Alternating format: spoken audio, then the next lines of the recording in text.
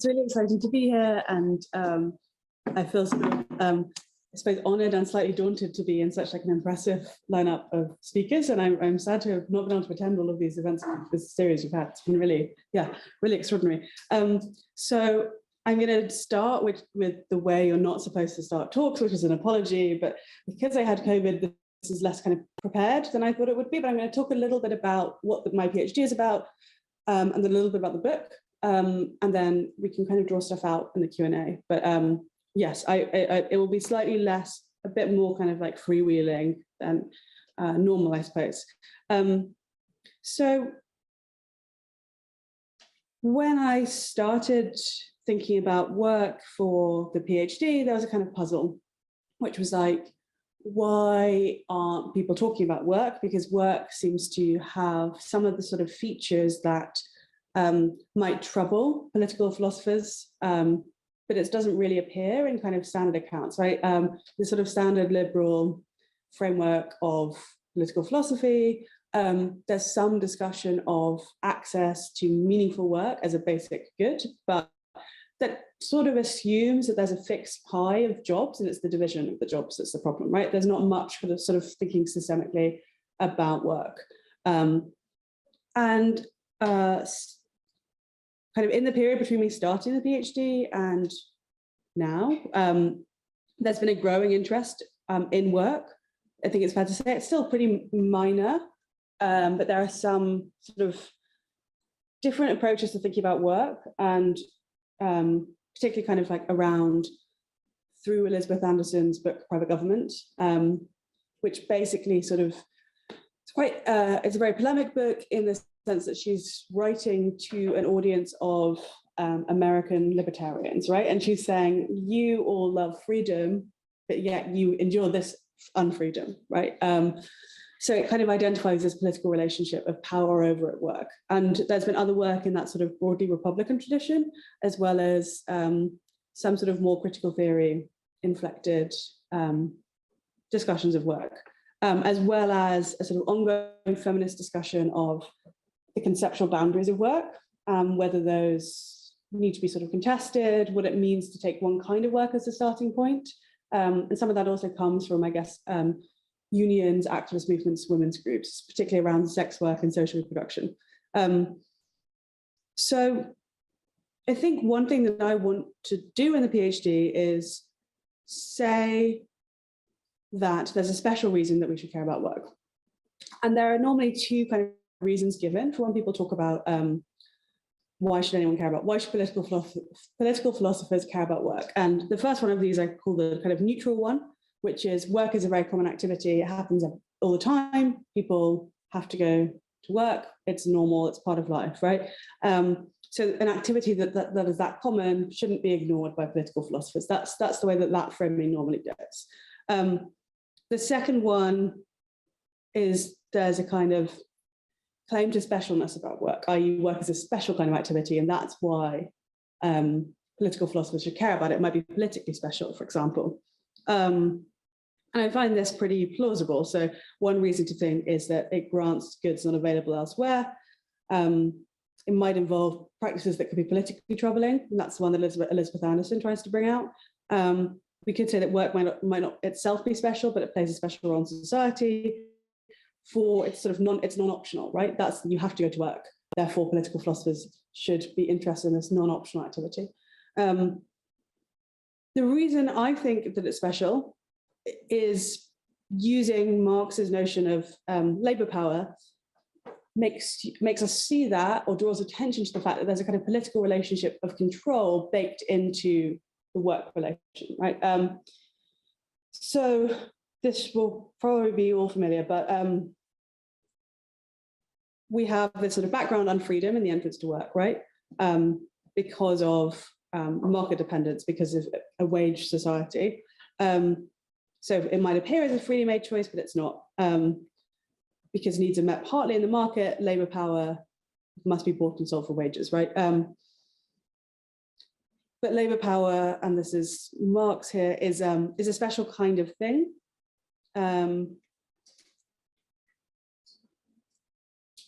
because, well, for many reasons, but the reason it's relevant to the discussion now is that in the labour process, there are, according to Marx, two characteristics, kind of aspects. The first is that, I'm going to read what he says. First, the labourer works under the control of the capitalist to whom his labour belongs, the capitalist taking good care that the work is done in a proper manner and that the means of production are used with intelligence so that there is no unnecessary waste of raw material and no wear and tear of the implements. Okay, so the second bit's sort of obvious, but the first bit's important here. The labourer works under the control of the capitalist taking good care that the work is done in a proper manner, right? So obviously that's slightly kind of, he's being slightly glib, the proper manner point, but what he means is that there's this relationship of control, of overseeing of the process. And the second feature of the labour process under capitalism that Marx points to is that the product is the property of the capitalist and not that of the labourer, right? And unlike feudalism, for example, this isn't enforced directly by force, right? Like when you're at work, they don't go, okay, well, that's your bit. Here's now the surplus value, and we're telling you we're taking that too, right? It's enforced by the kind of background conditions of the law, and so on. It's guaranteed by this kind of prior dispossession and a particular legal regime of free contract. But the first, this control over, is in some ways directly enforced. Not only directly enforced, there might be kind of norms which are sort of shared or in the background. But there are parts of it, of people's jobs, therefore, that are like involved in this direct enforcement of this element of control. So the producers are not in control of the tasks they do. That doesn't mean that no one has any autonomy at all, of course. It could mean you have significant autonomy. Lots of workers do. Or people with particular jobs do, maybe that's better. Like journalists, for example, prestige journalists, right? As long as they get their article in, it doesn't matter which conditions they do it under. They could write it like while scuba diving, right? Like provided, it doesn't matter. Whereas if you work in the Amazon warehouse, you have to do the task, but you have to, the proper manner of the tasks, right? It looks very different in these different workplaces. So what we have then is a labour process that's coordinated, surveilled, and controlled by representatives of the owners of capital in question. So it's not the owners themselves normally, right? That would be, they would perhaps say their time is too valuable for that, right? But there are people who are appointed to do it. There is a show, I don't know if you've ever come across it. It keeps coming up on my sort of Facebook feed. It's very sentimental nonsense, but this show called Secret Boss, where the owner of the company like works. So people using this, yeah. And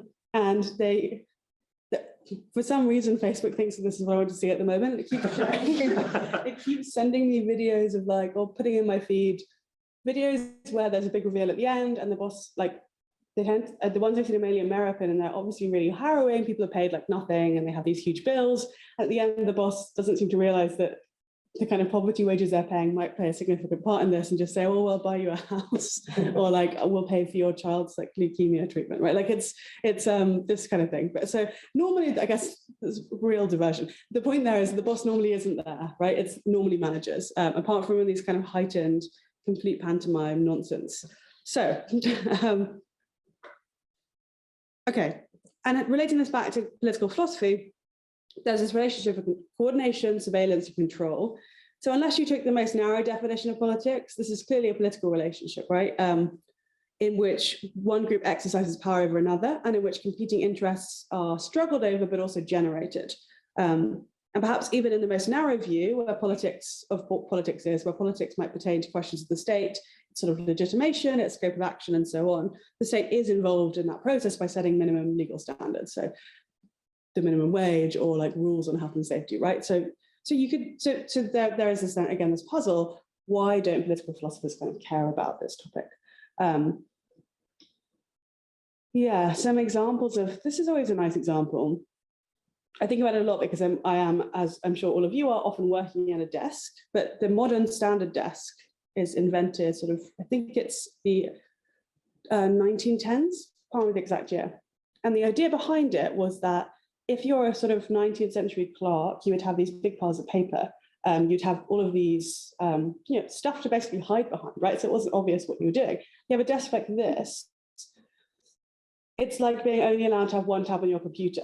So your boss will be able to see what you're doing, right? Like, so it's very interesting. There's a kind of terrain of struggle inbuilt into the work environment, which I think is sort of, it's very interesting. And it's a struggle.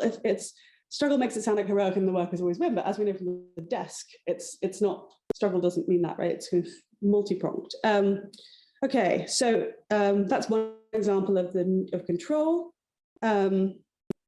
New technological processes, and those will be presumably familiar. So things like Taylorism, setting the speed of the line, surveillance, and there's been a lot of surveillance in the pandemic, or kind of, it's hard to know exactly how much, but lots of companies are interested and lots of unions are very worried about it. So things like monitoring of keystrokes, people having to have their computers on all the time. And often when they're introduced, it's under the kind of guise of well-being. So it's sort of like, wouldn't it be really good for our team if we all have our cameras on while we're working all the time? Another thing is that some of these aspects of control are sort of more carrot than stick. So things like performance-related pay. So this aligns workers' interests with the firms, right? So often people will say workers and firms have divergent interests, and it's true that in different durations of time they do, right? But also things become more complicated if you have, and part of that is the sort of Fordist deal that existed between like unions and firms about okay, well, if our unit cost goes down, where does that value go? What is the share of the value going to the workers? What's the firm, and so on. So that's one way in which interests are kind of brought together. Unions are not particularly powerful in Britain at the moment, so that's not what it mainly looks like. What it mainly looks like now is not a sort of distribution of value question, but more like firms will have performance-related pay. If the company meets this KPI, you'll get £50 at Christmas, or you'll get £500 at Christmas, kind of thing. So you have an alignment of workers and the firm. You see this in academic departments in the UK. So the higher education system there is marketized.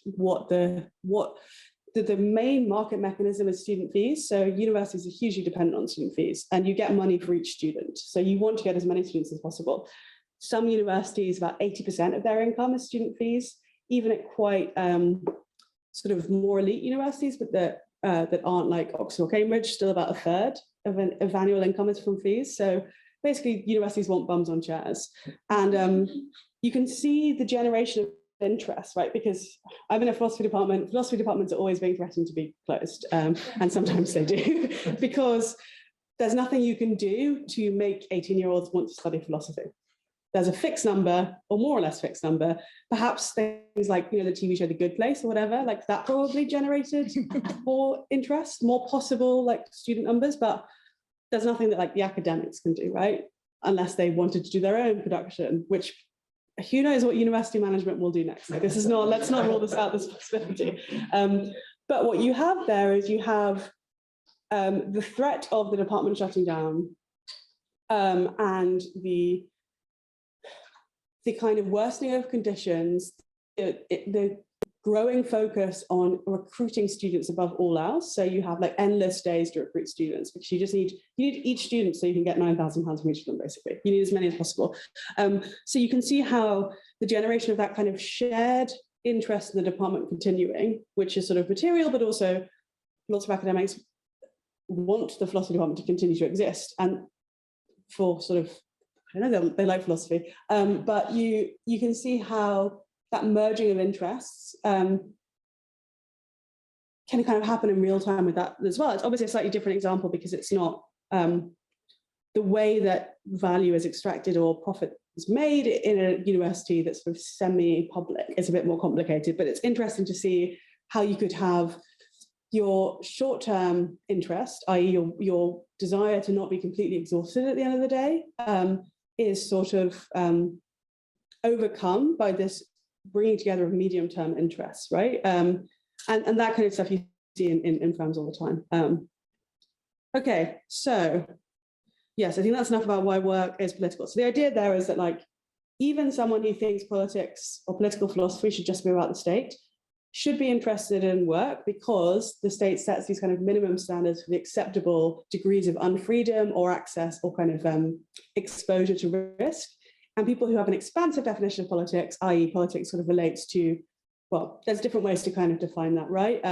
But we might say kind of power of one group over another, or kind of conflict in society, right? These are very broad brushstrokes definitions, but if someone had that view of politics, there's no reason they shouldn't be interested in work.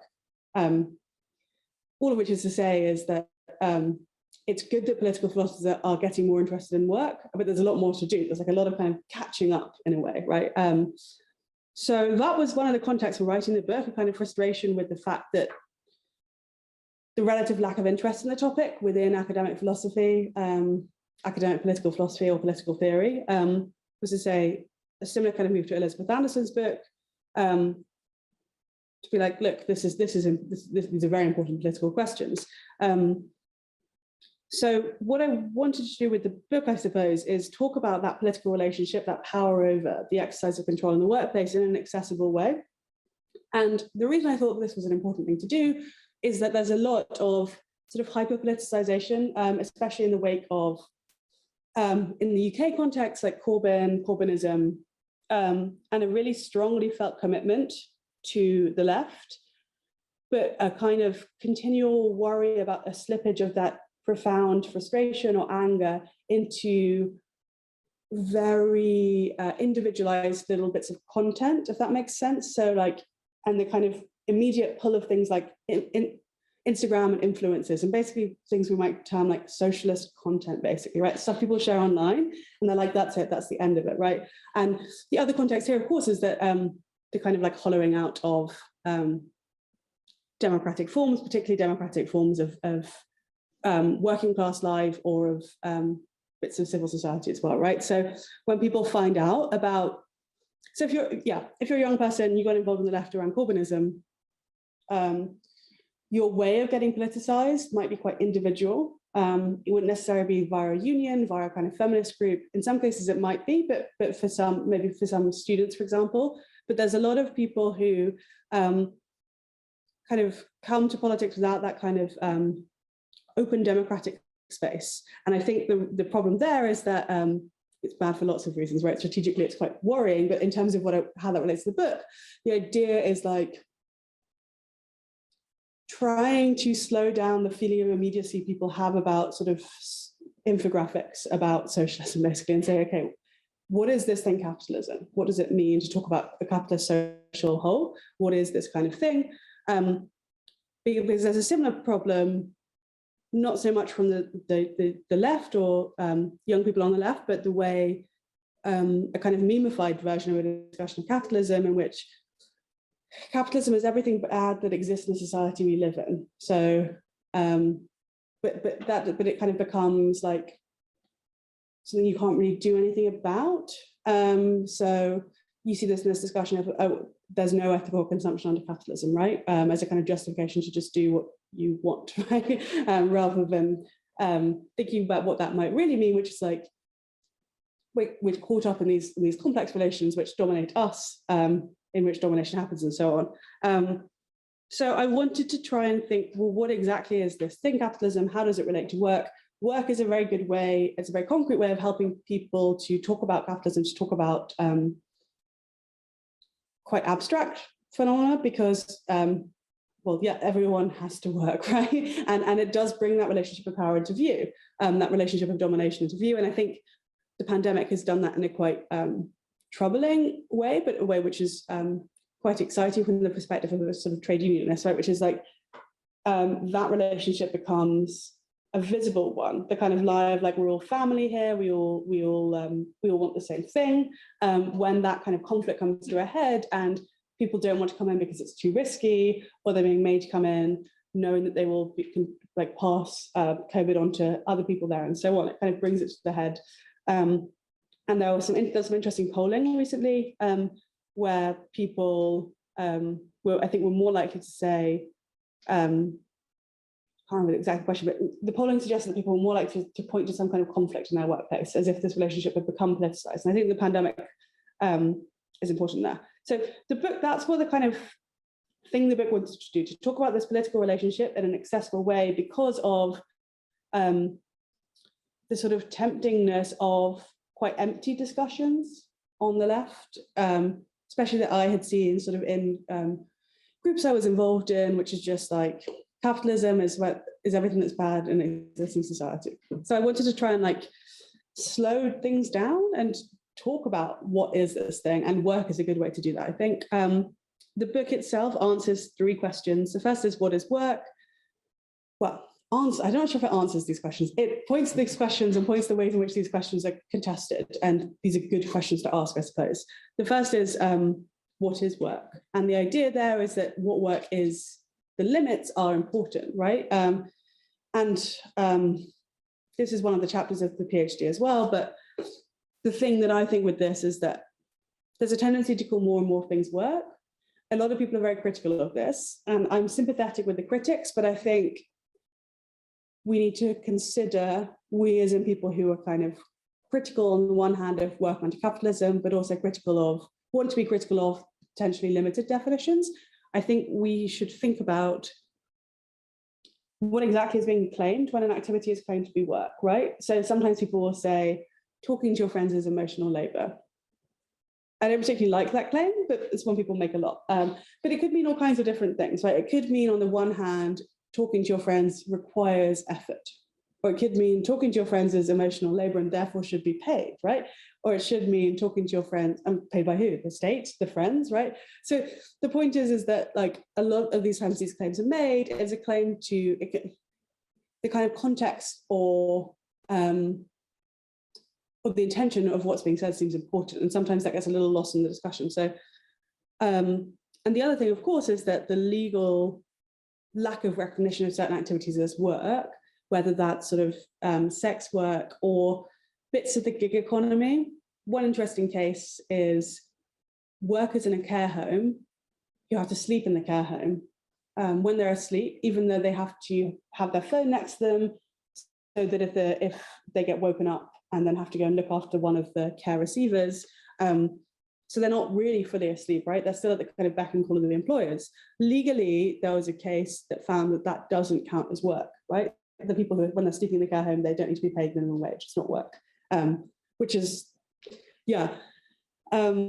troubling. Whereas the reverse situation was found with Uber in one UK court case, which found that the sort of waiting times, so when you're not actually driving someone, that legally counts as working time, right? So there's a kind of struggle over legal definitions of work over particular activities or particular activities within a job.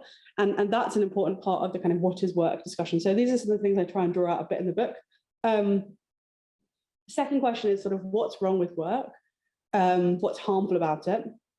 And here I try and move the discussion to what's specific to capitalist work or work under capitalism, because it's not the case that, in every society that's existed so far, people have always had to do some things. It might be possible to imagine a society in which nobody has to do anything, right? Or robots can do all of it. But that's not the kind of society that I want to talk about in the book. It's more like work that's done in a market with this relationship of control, where the profit, the value extracted goes to one particular class and not to another. What's wrong or harmful about that kind of work? And I talk about some kind of physiological aspects, some psychological aspects, effects on people's relationships to each other, effects on the planet. And I contrast the harms of work with the kind of ideological discussion of work, particularly in the context of post-2008 austerity and things like workfare in the UK, these kind of policies, where work is kind of, you have these kind of shirkers versus drivers narratives, and the idea that people get what they deserve, even as the reality of inequality massively growing, the ways in which sort of things in the education system, for example, are sort of pre-given or pre-drawn, that kind of myth of, the ideological myth of meritocracy still kind of continuing, even as the possibility for it to be the case falls off even more. And then the final, and of course, again, one aspect of work which is maybe troubling is that relationship of power over, which is specific it's not itself specific to capitalist work in terms of someone telling you what to do and controlling what you do, but the particular degrees of control over the kind of coordination of your activity in that labor process might be different, right? Or might look different in different sort of historical moments. And then the final sort of section of the book is like looking at solutions. Some of the section is historical. So I look at one really early attempt to organize workers, Flora Tristan's attempt to create one big union for French workers in the early 19th century, in the 1830s, which doesn't go very well. She tries really, really hard. It's like every village in France. She meets a lot of resistance. She kind of she styles herself in this kind of almost religious way as a kind of feminine hero, and that causes a lot of problems for her because the wives of the male workers who she was trying to organize they don't like that they're going to a meeting run by a woman, basically, and specifically this woman. So she ends up dying in this attempt to unionize the workers. But I think I wanted to talk about her because she's one of these kind of early socialist women who comes up with some of the ideas that other people come up with later without getting much attention for it. So that's why I chose her, but it could have really been any attempt.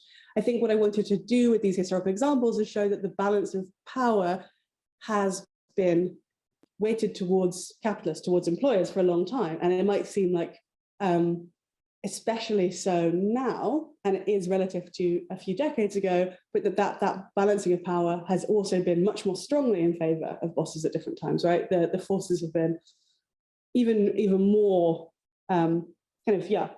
more hostile to worker power. There was actually, I was in the Marx exhibition earlier, and they have these amazing big chests from when trade unions weren't legal in Britain, and they operated like secret societies. So you'd have this big chest, and you'd put all of the money that you raised for people's sort of health insurance style stuff, or if someone died, and there would be 3 separate keys to open it. So it's very like secret society, just because it had to be kind of slightly, trying to remember the right word for this, like cloak and dagger, right? Like hidden. So that was, So, yes, the kind of legal and balance of power have been tilted more in favor of employers at different times. So I give that kind of history. I then talk about this sort of, I suppose, there are lots of things that are suggested to change work, and some things like a UBI or a universal basic services. And I think a lot of the literature on work, the new literature on work, is quite hostile to these. And I'm not sure that I'm not massively pro UBI, but I think that this hostility is very, very quick, and I think too quick. So I think one thing I argue in the conclusion is like there will need to be lots of different avenues for raising worker power. Trade union organizing might be a kind of special one. It might be a prerequisite for some of the others to mean very much. So there's no point in having a reduced working week if people then just use the time off to go and shopping, right? That doesn't build working power. People's lives might be better, but if the goal is changing work in a kind of systemic way rather than changing jobs in different places, then building worker power is a goal. So kind of renewing trade union membership and activity has a special sort of, if there's a menu of options, that one is like start. You need to have that one, right? That one's got to have it. I don't know if any menus operate like that, but imagine they do. That's like the chef's recommendation. And then but that doesn't mean that's the only one, because there's a frustration in some of the way that people talk about, I guess, work debates. You have there's a lot of straw manning of each other's positions. And there's one in which just sort of argue that we just need to just do what we did in the 20th century again with trade unions and it will win. And I think that we do need to try and deepen trade union power again, but that won't necessarily be enough on its own. And one of the other things I talk about is this sort of the need for a kind of feminist critique here too, and the ways in which gender and race are produced at work, and the kind of historical involvement of trade unions in that too, via like really big, the main topic around this is sort of whether work counts as skilled or not.